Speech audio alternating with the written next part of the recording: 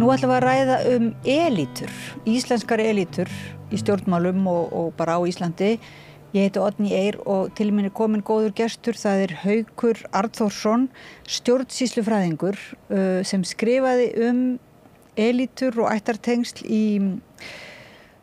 á Íslandi í bók sem kom út fyrir skömmu. Hún heitir Alþingi, hver kennir kennaranum, eða hún kom út 2019. Já. Og þarna ansi merkileg rannsókn sem þú gerir á svona uppruna þingmanna. Já. Mér langaði aðeins að biðja að segja okkur bara frá þeirri rannsókn og svona og hvernig hún hugsanlega kemur við okkur í dag þegar við erum að horfa á flokkana reyna að endurnýja sig og það ákveðin ósk held ég hjá mjög mörgum, svona lýðræðisleg ósk að Alþingi á einhvern hátt endurspegli betur vilja þjóðarinnar sem talað svona mikið tengslaleysi stjórnvalda við vilja almennings. Og að því tilefni langaði mig fyrst kannski til að bara spyrja þig elítu hugtakið, svona hvað getur þú kannski útskýrt fyrir okkur aðeins hvað það áður en við förum mikið að tala það? Já, elíta alþjóðlegt orð sem notað yfir hópa sem hafa hlutfallslega meiri völd en aðrir. Og það meira þetta sé notað hópa sem hafa aðstöðu til að beita völdum en að þetta sé notað hópa sem beita völdum. Eða það ekki þar með sagt að þeir séu að beita þessum völdum, heldur að hafa þessa aðstöðu umfram aðra. Og þetta hlutlaust orð í fræðigreinum og það svona það hefur verið erfitt að fara á flot með þetta hugtak hér á Íslandi vegna þess að hefðbundið að elítur séu mjög neikvætt orð. Það sem sagt einhver neikvæður forréttindahópur. En svona hjá fræðimönnum það ekki og það mjög erfitt að komast hjá þessu alþjóðlega hugtaki og kalla þetta eitthvað allt annað. Nú, elítur hafa alltaf verið til. Það ekki þekkt neitt þjóðfélag sem það sem allir standa jafnir. Og lengst af í sögunni þá hafa fræðimenn alveg frá því í Grikklandi og Ítalíu haldið því fram að elítur væru mjög jákvæðar. Hvert þjóðfélag þyrfti elítur, hæfileika fólks væru ólíkir og það þyrfti leiðtoga og það þyrfti einhverja til að stjórna og leiða en núna þessar fræðikenningar svolítið flóknari. Já, og núna kannski þetta ekki beint í tísku svona. Kallast þetta ekki einhvers konar bara elítismi? Að trúa því að það séu einhverju sem séu jafnvel bara fæddir leiðtogar og fæddir betur til þess fallnir að stjórna fyrir hina eða þannig. Jú, það náttúrulega margar stjórnmálakenningar á lofti og einn sem mér finnst mjög skemmtilega kom út í bók sem hét Common Sense og það var gert ráð fyrir því að almenn skynsemi þeir sem hafa almenna skynsemi og almenna þekkingu þeir séu best fallinir til þess að stjórna og við sjáum að því svolítið ógnað í dag með sérfræðiþekkingu. Já, kannski von á því að jarðskjálftafræðingur muni stjórna Íslandi næst. Sóttvarnalæknir stjórnaði kannski síðast og þannig að við höfum eftir að sjá sem sagt kannski sérfræðingarna stjórna meira en sem sagt eina af þessum kenningum sem elítur gengur út á það að þóttu leiðir fullt af sérfræðinga að einhverju borði þá sé það almenn skynsemi sem skiptir máli þegar þú tekur ákvörðunina og að þessu leyti ekki eins mikilvægt að þingmenn séu sérfræðingar eins og margir vilja vera að láta hvarta margir yfir því að þingmenn séu ekki nógu menntaðir eða eitthvað en það kannski ekki svo mikilvægt. En þegar þú ert að skoða einmitt þingmannahópinn þá það ekki kannski bara út frá einmitt þessari fagmennsku og sérþekkingu heldur þessum svona innri venslum það ekki og Jú, það er það. Út frá einhvers konar stjætta sjónarmið það ekki? Jú, það eru tvennt sem ég vil tala hérna. Það eru ættatengsl og það er þjóðfélagsstaða. Og það sem ég mæli með þjóðfélagsstöðu er staða foreldra, annars vegar hvort þeir eru frægir og hins vegar hvort þeir hafa háa þjóðfélagsstöðu. Og það kemur í ljós að mikið hærra hlutfall, það er 63% þingmanna eru annarkvort með ættatengsl við aðra þingmenn eða eru komnir af, sem sagt, hafa sterka þjóðfélagsstöðu. Nú ef við förum aðeins út af hvað þetta gengur, þá og höldum okkur bara við það það sé jákvætt að hafa elítur og það er til dæmis jákvætt að hafa margar elítur. Það er jákvætt að hafa listamanns-elítur, rithöfunda-elítur og skóla-elítur og svo framvegis dómara-elítur og hjá stjórnarráðinu elítur, stjórnmálamenn og svo framvegis. Og það sem þetta gengur út á er þá valddreifing. Þetta var kannski miklu verra hérna 1930 til 40 þegar stjórnmálin dómineruðu allt og við vorum með mjög veikar listgreinar, við vorum með mjög veikar menntagreinar og svona. Stjórnmálin réðu öllu. En það er jákvætt að vera með marga sterka póla í þjóðfélaginu. Þannig þá erum við kannski búin að fara yfir hvað er svona jákvætt. Það sem einkennir svo elítur er það að stjórnmálaelítan er aðalelítan. Hún hefur ríkisvaldið og í okkar þjóðfélagi á okkar dögum er ríkið langsterkasta örlaga aflið í lífi allra. Það hefur einkaleyfi á ofbeldi. Það setur þjóðfélaginu reglur og lög, skatta og skyldur og allt sem allur rammi okkar lífs kemur frá því. Og þannig að allar elítuna hverfast stjórnmálaelítuna að hafa áhrif á hana. Og þá komum við að þessum 3 hugtökum sem eru kölluð C-in 3 á ensku, því að þetta er allt orð sem byrja í C á ensku, gera það nú ekki á íslensku. Það er í fyrsta lagi hópvitund og þá er átti lárétt samskipti og það getur verið að það einkenni til dæmis alþingismenn að ef þú ert með mikla hópvitund og mikil lárétt samskipti þá heyrir þú kannski ekki raddirnar að neðan. Getur þú nokkuð sagt enska hugtaki líka bara svona að því maður er svo spenntur fyrir þessu séum? Þú ert spennt fyrir þessu séum? Já, ég er bara ekki með það. Bókin kom 2019, ég er búin að gleyma þessu. Ég fletti upp. Já. Síðan ertu með samlóðun, elítana og það skiptir líka máli. Það sem er sérstaklega viðkvæmt og var til dæmis í Þýskalandi nasismans og gæti að verið hér í aðdraganda hrunsins. Það er mikið samlóðunir milli fjármála og atvinnulífsins og stjórnmálana. Þá ertu komið svo óskaplega sterkt afl, En síðan er eðlilega mikil samlóðun milli stjórnvaldselítunar sem eru stjórnarráðinu og stjórnmálamannana því hinn hópurinn framkvæmir það sem stjórnmálamennirnir segja þeim að gera og það eru mikil Þannig að við erum búin að tala um hópvitund, við erum búin að tala um samlóðun og þá eigum við eftir að tala um að ef þú ert með mikla hópvitund og mikla samlóðun og hefur ekki mikið eyra fyrir því sem gerist utan elítunar, þá getur þú farið að gera hluti sem við köllum í bókinni samblástur og ráðabrugg. Samblástur, maður skilur nú ráðabrugg alveg hreint, en samblástur, er það nýyrði? Nei, það er afgamalt orð sem hentar í þessu tilviki því það er sem sagt svona, það er ekki það neikvætt að það segja að það sé verið að gera eitthvað ólöglegt eða það sé verið að gera eitthvað. Þetta er eiginlega samblástur er bara að menn komi sér saman að gera eitthvað í eigin þágu og menn blása saman og það er það sem getur gerst hjá elítunum og það kannski, ég hugsa að við getum alveg tekið dæmi í hruninu þar sem að fjármála elítan fór öllu sínu fram og ríkið ákvað bara að afskipta leysi væri það besta vegna þess að hinn elitar væri svo ofsalega flott og svona.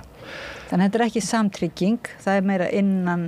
Já, það er meira hópvitundin, sko. Já. Nú, það er þannig að það sem skiptir máli í elitunni er hvort menn eru fæddir inn í hana eða hvort menn geta áunnið sér það.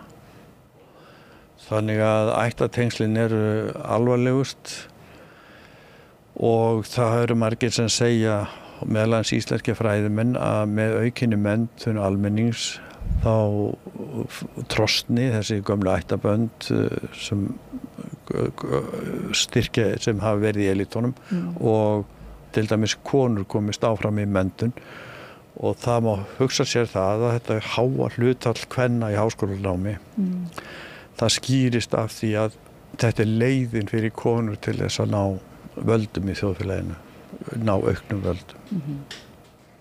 Þú ert að vísa kannski þarna í er ekki rannsókn sem Gunnar Helgi Kristinsson gerir 2015 og hvað komst hann að því að ættartengslir væru virkilega trosnum, þetta væri varla hægt að vera að tala svona ættarelítur lengur?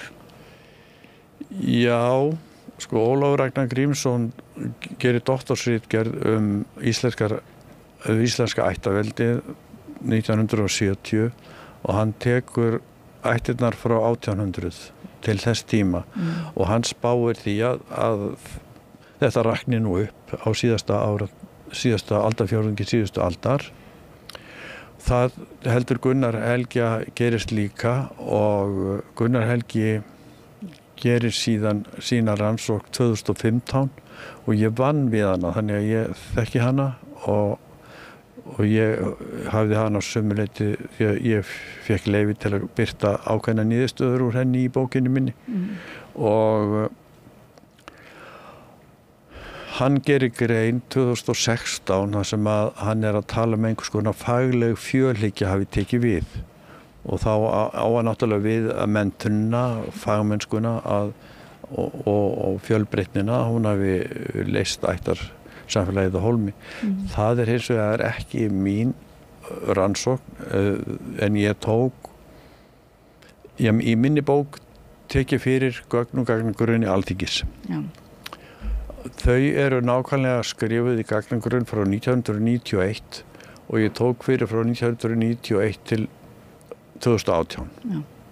Og ég skipti þessu tímabilum í tvend, fyrsta leið 1991 til 2004 og svo 2004 til 2018 og það kemur í ljós að ættartengsl alþingismanna hver við annan minnka og það minnkar að þeir séu úr yfirstétt. Þannig að þetta er þróunin. Þannig að þá ert þú nú svo sem í takt við Ólaf Ragnar og Gunnar Helga, en það er eitthvað enn, er það ekki? Jú, ég er í takt við þá en samt sem áður er þetta ekkert líkt því sem mælingar á hinum Norðurlöndunum gefa til kynna.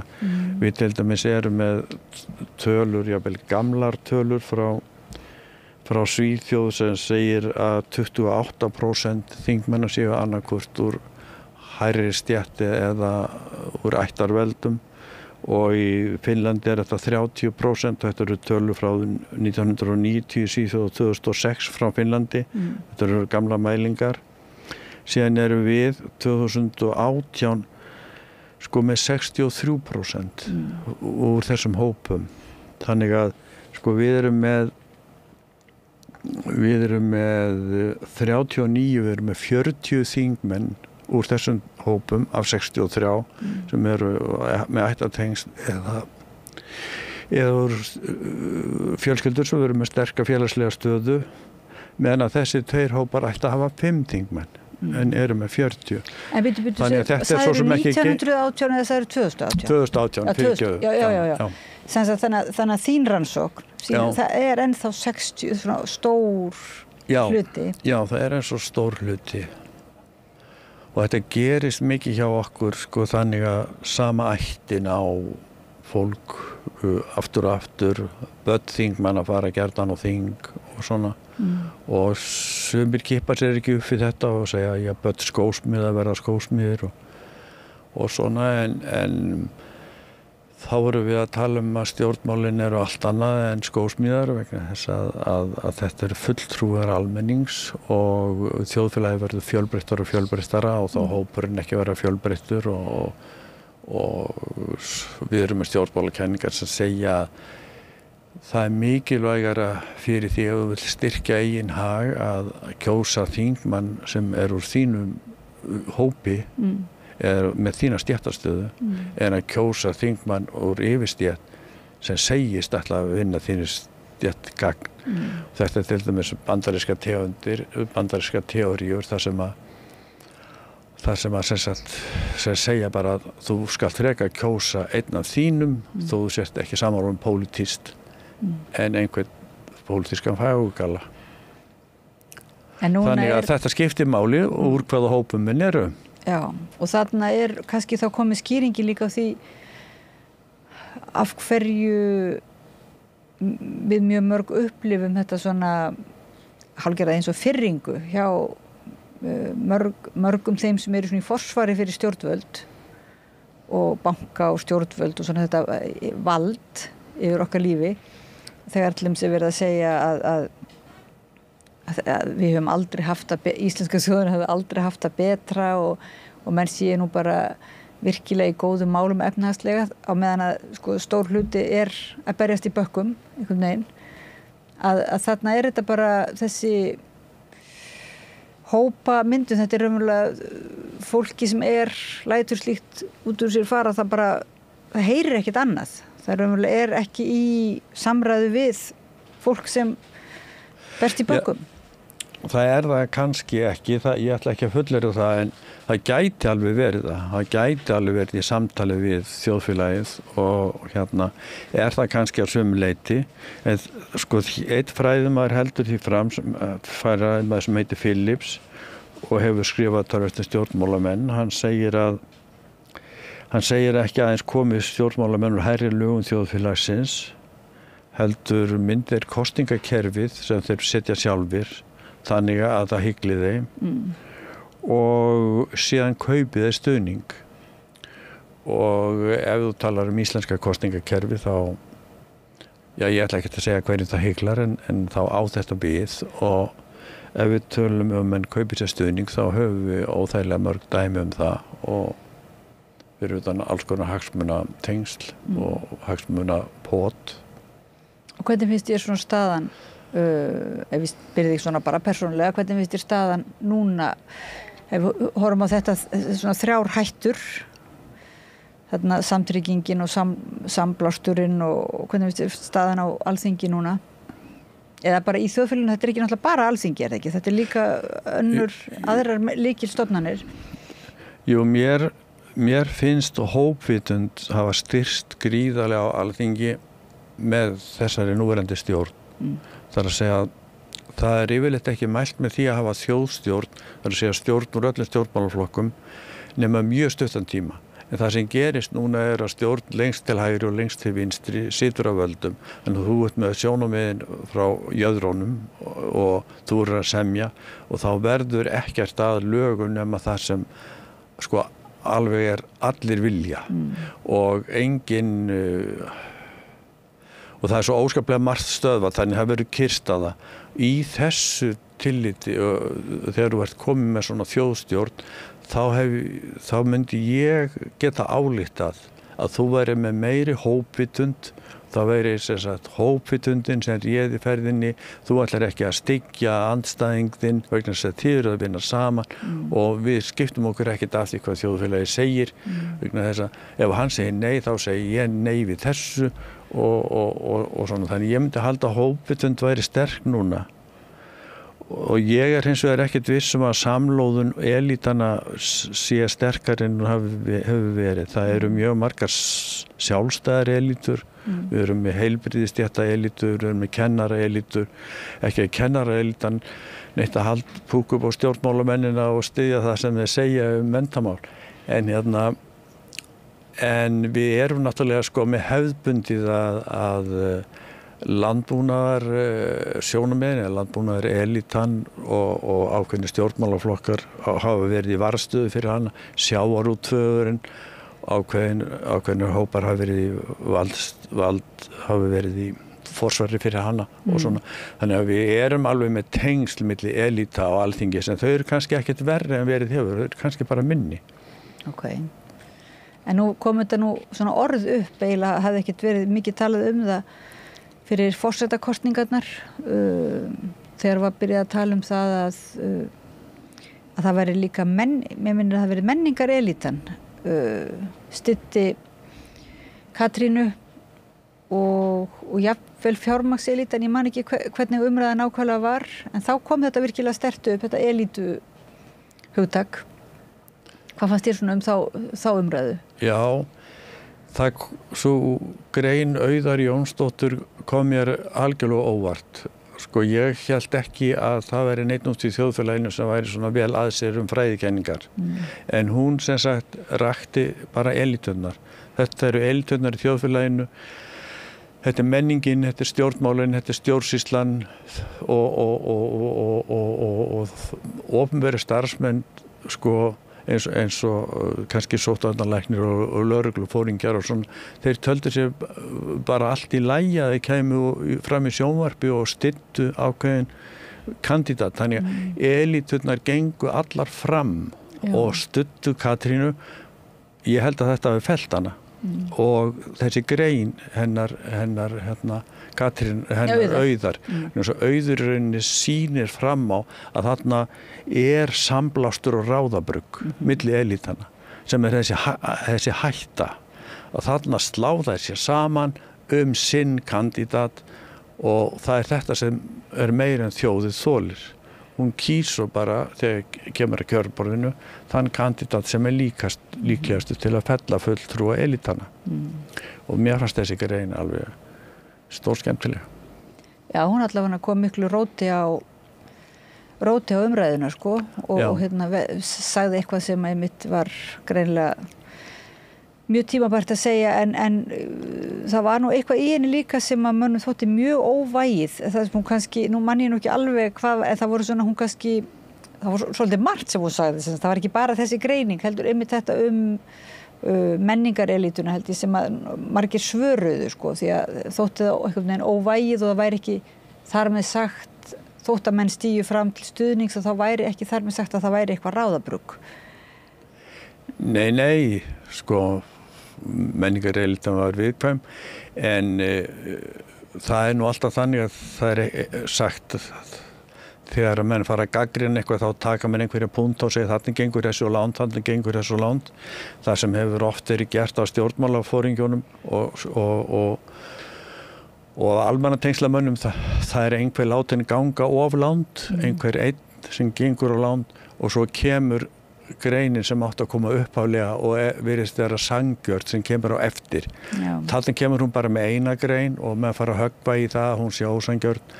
Ég veit ekki hvað sem var það. Sko, Katrín Jakobsdóttir er að sumuleyti fulltrúa menningarelitunar, bræðurinnar og hún hafa gríðarlega sterka stöðu, hafa verið forystumenn í sjóðum málum, það skiptir máli hverjir útluta styrkjum og svo framvegis og menningarelitan heldur sér, kom dálítið til stuðnings við hana og hún var bara í samfloti með öðrum elitum, þannig ég tel ekkert að Auður hafi verið ósangjörn en umræðan hennar grein var svolítið stakk á þessu og ég myndi kannski frekar að segja að hún hafi verið ósangjörn.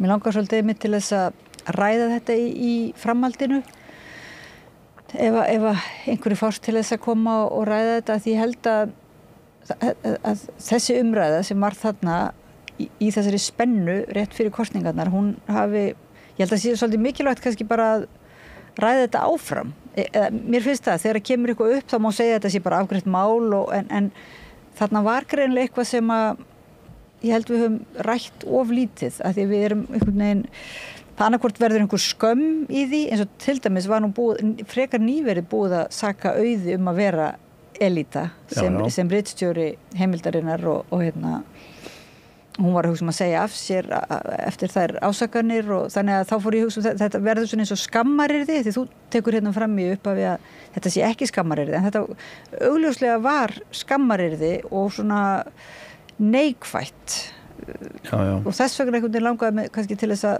fá líka fleiri hérna til þess að ræða þetta og langaði að biðja þig einmitt að bara að við myndum byrja svona hefja þessa umræðu.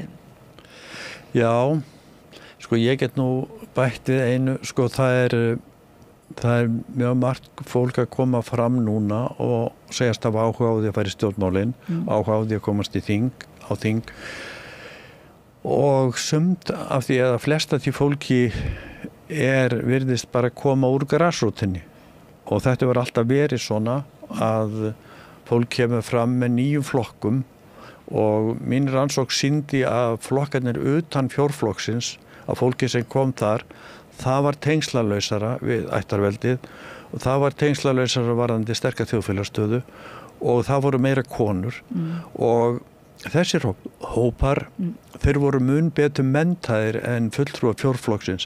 Þannig að þú þurftir meiri verðleika til þess að koma utan fjórflokksins inn á þessi tímabili sem ég að taka, 1991-2018. Og svo er spurning hvað verður þetta fólk af því að nú vorum við að sjá svo marga nýja flokka og nýtt fólk og hvaða einkennir þá hópa. Þannig að þú getur svona gert svona kannski óformlega rannsókn í aðdraganda kosninga sem við vitum ekki hvenær verða en hvað eigum við þá að hugsa svona ef við horfum á nýliðana heldur að þeir eigi erfiðara uppdráttar og eigum við ekki hugsa sem svo að það sé bara jákvætt að ögra þessum elítum innan fjórflokksins. Sko okkur hættir til þess að líta á að það sé jákvætt. Sko faðir stjórnsýslunnar var Max Weber, Þjóðverji. Hann í rauninni heldur því fram að stjórnmálamenn eigi að vera lengi við völd því reynslan sé svo mikilvæg. En við höfum séð og eitt af því sem maður hefur séð á Alþingi er að meðal árafjöldi alþingismanna hefur lækkað mjög mikið og hann fór frá 1991 úr það bil 12 árum og hann var síðast þegar ég mældi 6 ár, þannig að hann hafði helmingast og það þýðir náttúrulega gríðarleg reynsla hefur farið á Alþingi þannig að maður þarf svolítið að passa sig á því að vera ekki með svartbýta heimsmynd af þessu. En elítu hugsunin samt það er að segja, mér finnst svolítið erfitt að greina milli svona elítuhyggju einmitt og bara hugmyndarinnar elítu sem þá bara einhver valdakjarna eða eitthvað sem gerir það verkum að fólk telst til elítu, hvort sem það vill eða ekki, vegna þess að það hefur betri aðstöðu til þess að hafa völd, er það ekki svoleiðis, til þess að hafa áhrif á ríkisvaldið eða hafa áhrif í samfélaginu?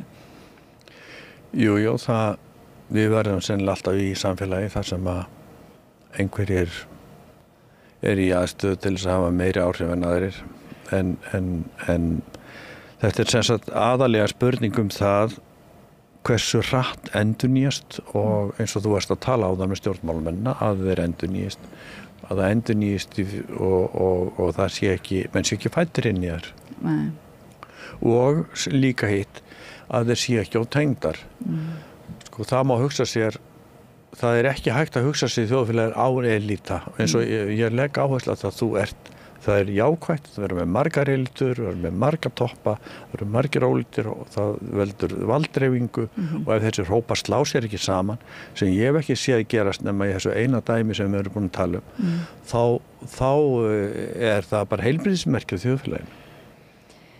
Jú, en það væri nú kannski hægt að finna samt fleiri dæmi þar sem að maður hugsa með sér, það ekki bara samtrygging til dæmis mann finnst eins og þetta með menningarelítuna það sé alveg eins og sérrannsókn en hvernig til dæmis þessi samlóðun á milli fyrirtækja og stjórnvalda sem varð fyrir hrun sko að það svona tilfinning margra finnst mér hérna í samræði við Rauða borðið og annar staðar að það sé einhverjar blikur á lofti sem sagt svona eins og að það sé eitthvað núlíka hungi sem minni mjög mikið á ástandi fyrir hrun og það einhver svona einhver tilfinning að ég veit ekki hvernig það eins og menn séu svona meira skamlaust að berast á eða svona skamlaust að koma fram sem hópur sem hefur það gott og hefur einhvern veginn rétt á því eða á rétt á því að kannski ekki ráða en rétt á því að einhvern veginn hafa það gott. Þetta svona óljós hugsun hjá mér. Þetta svona meira bara einhver tilfinning sem ég skil ekki alveg en mér finnst margir hafa talað að þetta sé ekki bara efnahagslegt að það sé ákveðin efnahags svona blikur á lofti eins og fyrir hrun heldur líka eitthvað í því hvernig við skiptumst í hópa og svoleiðis. Getur þú eitthvað? Já, ég held að ég geti tekið undir þetta og það er einhvers konar óþol út á markanum gagnvart reglusetningu og ég held að í rauninni þetta sem gerðist fyrir hrun var að stjórnmálin og stjórnsýslan eftirlitsstofnanir að allt brást. Þau brugðust vegna þess að þeir bara létu fjármálalífið ganga og það má hugsa sér að það sé svolítið að gerast núna. Við sjáum þetta í litlu dæmi sem er netsala á áfengi. Allt í einu kemur upp aðili eftir aðili sem hefur netsölu á áfengi frá útlöndum. Þetta er svona álíka hreint lagabrot og stöðumælasekt. Sko, þetta er bara bannað. En hvað gerir lögreglan? Sko, allt í einu þá eru stjórnmálamenn, þeir segja, já, við erum það bil að setja lög sem heimila netsölu. Það er ekki einu sinni þingmeirihluti fyrir því. Og hvað segir stjórnsýslan? Sko, þetta mál svo flóki í rannsóknu hefur búið að rannsaka netsölu áfengis í 4 ár. Og það loksins núna að fara til ákærusviðs. Og þetta er gott dæmi heilagleika atvinnulífsins gagnvart stjórnmálaelitunum. Þeir fá bara að ráða. Þannig að þetta er lítið dæmi en mér finnst þetta vera tilhneiging í dag. Það er svona þessi, þú getur bara ráðið.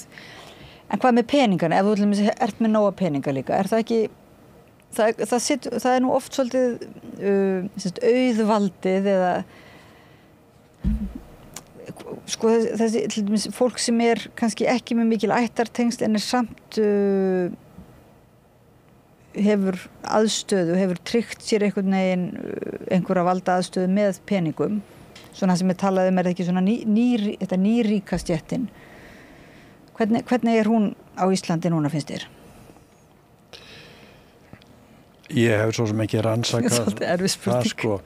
En það sem að gagnrýnir blaðamenn hafa til dæmis komið fram með það er að landkomin að ríkið selji Íslandsbanka og ástæðan er sú hjá stjórnmálamönnum að það sé svo gríðarlega áhætta fyrir ríkið að eiga Íslandsbanka og við skulum muna hrunið varð hjá einkaböngum samt fjalla allt á fólki í landinu og þannig að það skiptir engu máli hvort þetta er einkabankar eða opinberir bankar en ástæðin er svo að þessi er svo mikil áhætta og hver er þessi áhætta? Hvað hefur gerst með Íslandsbanka síðan hrun? Jú, hann er búinn að skila ríkinu nokkur 100 milljónum. Þannig að áhættan er bara svo að sá hópu fari til ríkisins í staðin fyrir til þeirra sem eiga peninga í þjóðfélaginu og geta keypt sér banka. Þannig að það er svona þróun að koma stórum dæmum á vegum ríkisins út til elituna sem á peninga. Það er annað einkenni sem er dálítið sem mér finnst áberandi sem er bara græðgi. Þú ert með lítil fyrirtæki á Íslandi og það eru öll fyrirtæki á Íslandi lítil. Jafnvel svo þótt þú sést með stórt bifreiðaumbúð á Íslandi, þá er það pínulítið, það er kannski eins og bílarsala í Gautaborg eða eitthvað svoleiðis. Og en þú ert með svona fyrirtæki á Íslandi sem er að græða 2-3 milljarða á ári. Svo það er alveg ævintýraleg gróðahyggja hjá hverjum einasta, ekki hjá hverjum einasta, en hjá mörgum í íslensku atvinnulífi. Og það eru þetta ríkið og skatturinn sem á að setja þessu ramma. En þetta sér maður gerast og svona, En það auðvitað margt að í öðrum löndum líka, skulum muna það. Jú, en það náttúrulega, einmitt talandi skatta, þá það náttúrulega ákveðin aðstoð við það að búa til elítu, lítur að vera, eða til þess að hyggla einhver elítu, ef stjórnvöld ákveða til dæmis að skattleggja ekki það sem hafa mikla peninga, það sem auðmagn í gangi, að skattleggja það mjög lítið en að skattleggja þá sem hafa ekki, þeir sem eru ekki í elítunni á neinn hátt, að þeir raunverulega séu mjög hátt ber upp í þjóðfélagið. Já. Að þarna svona sko, að því að maður skilur ekki þetta stundum, þetta svo ósanngjarnt og svoleiðis, en þetta kannski gæti maður skýrt þetta með tilvísun í einhvers konar elítuhyggju? Já, ég býst nú við því sko að þarna eru elíturnar að standa saman sko og þú sér það nú svolítið að ríku og frægu og stjórnmálamenn eru svolítið að blanda sér saman sko og svona, þannig að það má alveg hugsa sér það að þetta sé þannig. Nei, bara því að þetta er svo skamlust, hvort það sé raunverulega einhver staðar réttlega, skilur að menn bara í alvörinu trúi því að það þurfi að vera sterkar elítur og að fjármagnseigendur eigi að vera elíta og hafa völd að því að það sé þá bara okkur öllum til góða eða góðs. Sko í sambandi við þessari elítu pælingar þá má maður samt ekki ganga of langt. Sko þetta snýst meira það sem sagt að fólk hafi aðstöðu en að fólk raunna beiti valdinu og maður hefur ekki séð elíturnar slá sér saman nema þetta eina dæmi sem við vorum að nefna en auðvitað það eins og þú ert að segja þegar ef að skatturinn lítur fram hjá ákveðnum hópum eða þingmenn líta fram hjá ákveðnum skattstofnum sko þá erum við að sjá slík dæmi en það sem ég vildi segja kemur málun ekkert við en það að því að ég gamall tölvukall þá sé ég áhrif upplýsingatækni í gríðarleg áhrif á einokun. Þú þarft bara eitt Google fyrir allan heiminn, þú þarft bara eitt Facebook, þú þarft bara eitt af hverju og þegar við erum að sjá samruna á Íslandi þá erum við að sjá 2 eða 3 smáfyrirtæki renna saman og þetta er ekki bara kapitalismin sé að þróa svona þetta er líka upplýsingatæknin sem að gera það verkum og það sem hefur gerst það sem gerist í rauninni það að þeir sem eiga atvinnutækin þeir græða meira og mjög lítill hluti af ávinningnum af sameiningunni og stærðarhagkvæmninni upplýsingatæknar, mjög lítill ávinningu fer til almennings og viðskiptavinana. Þannig að við erum alltaf að sjá og alþjóðlega mæningar eins og hjá Piketty og Credit Suisse bankanum sem gerir árlega skýrslur auðlegð þjóða. Skýrslurnar sýna alltaf að það bilið að breikka milli ríka og fátækra og einokunum verður alltaf meiri og meiri og þeir ríku verða alltaf ríkari og ríkari og auðvitað snertir þetta málefni okkar elítur en að fjármáli elítur heimsins þær eru að græða og þjóðlegi yfirvöld skipta sér ekkert af þessu en það er langhelst Evrópusambandi sem að gera eitthvað í þessu og mér finnst nú, svo ég segi það eins og að margir vinstri menn gefi jákvæðum þáttum starfsemi Evrópusambandsins of lítinn gaum. Við höfum mannréttindin þaðan, við höfum stjórnsýslufræðin þaðan, við höfum stjórnsýslulögin og upplýsingalögin, við höfum mannréttindin, við höfum mannréttindadómstól Evrópu. Þeir eru að sekta Google og Facebook hverjum einasta mánuði fyrir persónulagabrot og svo fræðins. Þannig að eini aðilinn sem að berjast við þessu í heiminum Evrópusambandið en því verður þetta lítið ágengt þegar ríku alltaf að verða ríkari og ríkari. En mér finnst þetta nú samt tengjast að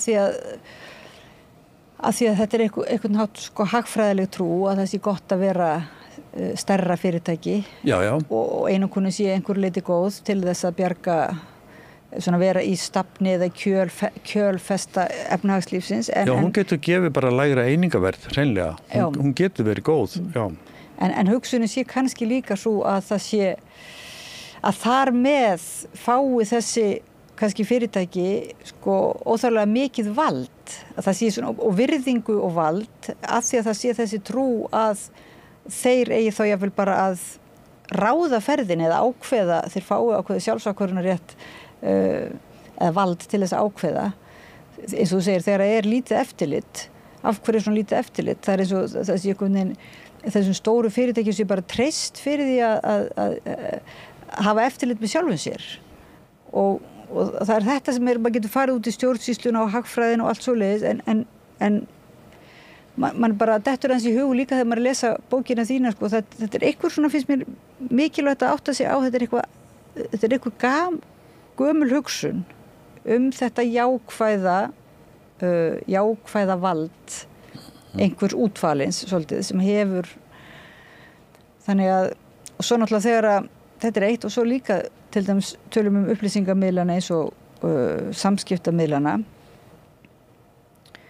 þeir líka íta mjög mikið undir svona menningarlega elitisma það ekki eða sko það að segja að það auðvelt að eins og búa til einhverjar stjörnur þetta gengur rosalega mikið út á líka þetta að svona eins og þessi stjörnuvæðing og búa til einhvern hóp sem að betri en aðrir hópar. Væðingin hefur náttúrulega geysilega margar hliðar og tengist auðvitað elitisma en sko, það er ekki bara hagfræðikenninga, það er líka reynslurök að hagur almennings er betri þegar þú ert með frjáls milliríkjaviðskipti og alveg frá stríðslokum þá hefur okkar heimsluti reynd að opna á viðskipti og við erum þess vegna, það er bara viðskiptasamband sem við erum með í Evrópusambandinu sem fær okkur til þess að vera þar með og þetta gerir það verkum að við erum með alþjóðlega auðhringi og þeir voru reyndar orðnir til líka fyrir sko og þar með ertu komið með hópar sem lúta svolítið eigin lögmálum og lúta ekki ríkisstjórnum einstakra þjóða og við sjáum nýja hægrið í dag eins og Trump og Miðflokkinn og hópana í Evrópu eins og í Ungverjalandi þeir eru alveg tilbúinu til þess að setja alls konar viðskiptaþvinganir og til þess að taka á þessu vegna þess að þeir trúa á þjóðríkið en í rauninni ef þú ætlar að ganga mjög langt með frjáls viðskipti þá þarftu einhvers konar alþjóðlega stjórnvald til þess að stjórnin sé ekki bara tekin af fyrirtækjunum til þess að fyrirtækin hafi ekki bara stjórnin á yfir og þú sér vísi að þessi á Evrópusambandinu eins og með Evrópudómstólinn þessum með sameiginlegan dómstól og svona en þetta er almennt ekki og við sjáum nýja hægri notfæra sér þetta með þjóðirnishyggju skulum loka okkur af, við skulum loka á alþjóðleg viðskipti og svo frávís og ef við gera það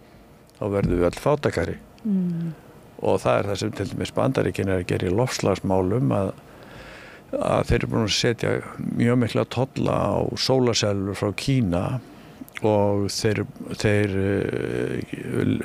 Trump veðjar á olíu og bensín sem orkugjafa framtíðarinnar og meðan Kínverjarnir og veðja á sólarsellur, ég veit skrifa um sólarsellur og verið að kynna mér þetta og það sem hann gerir er að hann gerir Bandaríkin fátækari vegna þess að þau verða svo langt á eftir í tækninni, í sólarsellutækninni og hún verður ekki verðulega samkeppnishæf ef þeir eru búin að setja viðskiptaþvinganir á Kína þá geta bandarísku fyrirtæki verið með sínar sólarsellur miklu dýrari en þarna er þetta tala raunverulega að þarna er tilraun hjá þessum herrum að sporna við auðhringjónum og svona en sem sagt með því að belgja út þjóðuríkis hugmyndina en sem að býr þá til einmitt svona ákveðna einhvern pól, einhvern valkost sem að mann finnst báðir vera mjög slæmir þannig Þannig að þetta svona, þannig nú víst með að vera dálítið vont ég vona að vera ekki þannig að við þurfum að fara að velja á milli þessara tveggja vondu kosta.